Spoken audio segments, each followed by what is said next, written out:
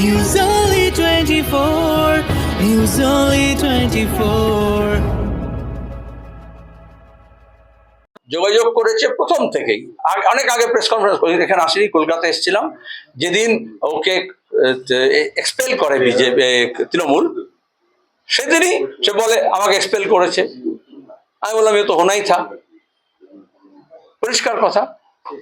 যখন ও ভাগাভাগির কথা বলেছে, নদীতে ভাসি দেওয়ার কথা বলেছে, 30-70 বলেছে, তখন কিন্তু তৃণমূল কোনো বলেনি যেটা ঠিক বলনি।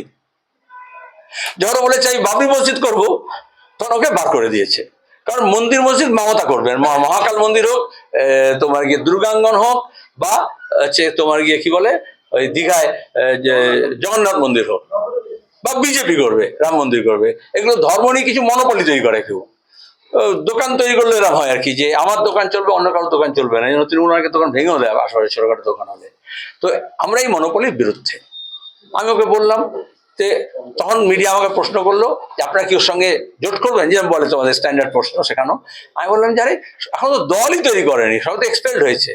এবার উনি কোথায় যাবেন, কি দাঁড়াবেন, কোন দলে যোগ দেবেন, কারণ ইতিমধ্যে আগে বিজেপিতে যোগ দিয়েছেন, কংগ্রেস করতেন, তৃণমূলে গেছেন, তৃণমূল থেকে বিজেপিতে গেছেন, বিজেপি থেকে আবার তৃণমূলে গেছেন। সুতরাং তার অবস্থানটা পরিষ্কার হবে, তারপর আমি বলবো। আপনার এই কথা বলবেন, দাঁড়াও, শীঘ্রতা জাম্প করো না, ডোন্ট জাম্প, আমি বলে দিচ্ছি আবার।